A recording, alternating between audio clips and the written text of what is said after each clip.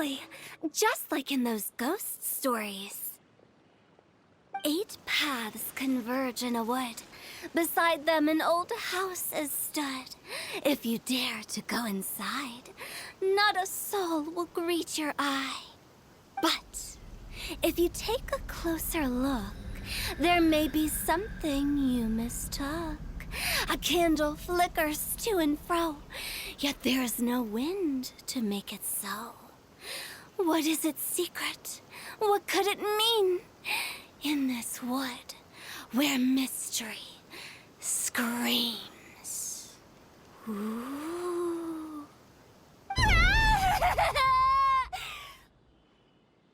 My dear demoiselles, ladies, no, I mean friends, please take me with you. Of course.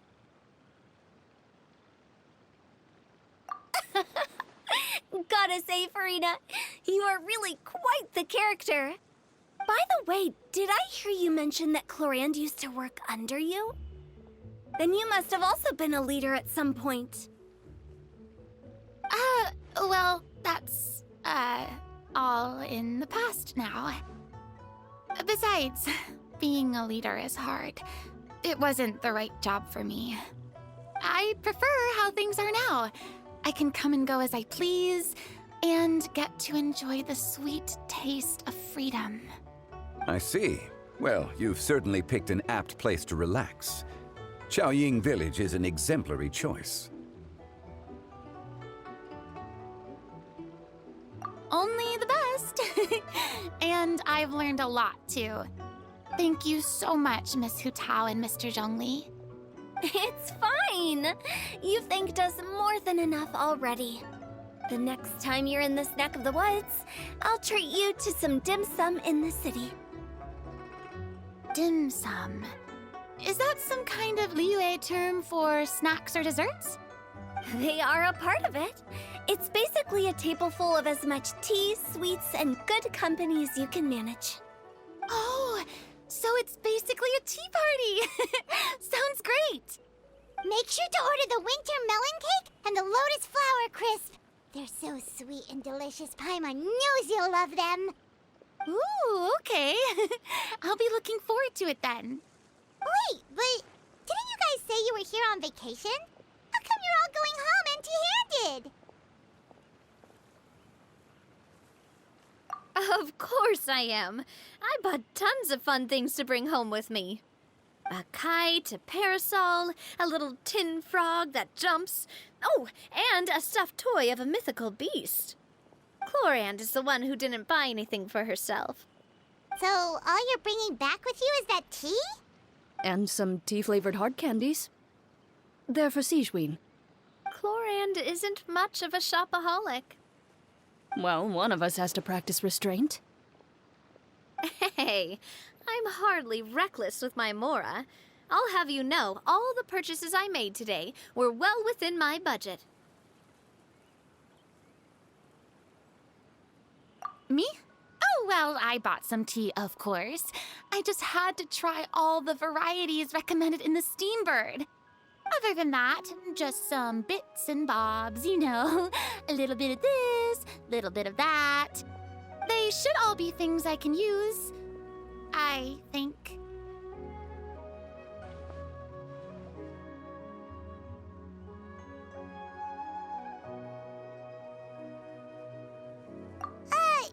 Now Paimon's even more confused.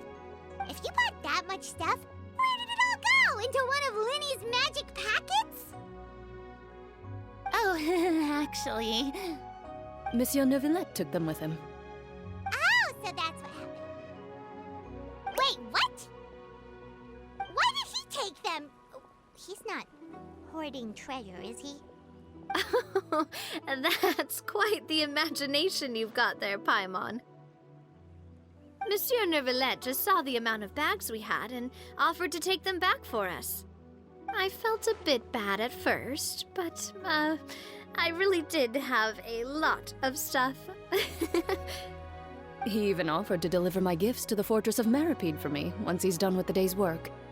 Neuvillette is a man of his word. If he says he can do something, then he means it. See, Even Clorand was happy to take him up on his offer. If even his trusty subordinate agreed, then who was I to refuse? Wow, he seems like a real gentleman. Maybe he's not as uptight as I thought. If only the funeral parlor had an employee as thoughtful, proactive, and responsible as him. Right, Zhongli? Indeed. Moran said Novelet offered to deliver her gifts to Risley. So if we go to the entrance of the Fortress of Meripede, maybe we'll run into Novelet. Oh, that reminds me. A new year of work is about to begin. If there's anything you want to talk about, Zhongli, you know you can come to me. I'm all ears. Does the director have any concerns? It just seemed like you were a bit preoccupied today, and much less talkative than usual. You barely said anything other than, "Is that so?" and "Indeed." If you ask me, I'd say you're having a midlife crisis. You're getting to be around that age after all. Is that so? Ugh. I jest. Given its distance from the city, Chaoying Village enjoys a much slower pace of life. Surrounded by such peace and tranquility, I also seem to have developed a proclivity for inactivity. I apologize for making you worry. I see. What do you think, Traveler? Is this atmosphere putting you in a lazy mood too? Wow, you are getting really good at these kinds of lines. Indeed.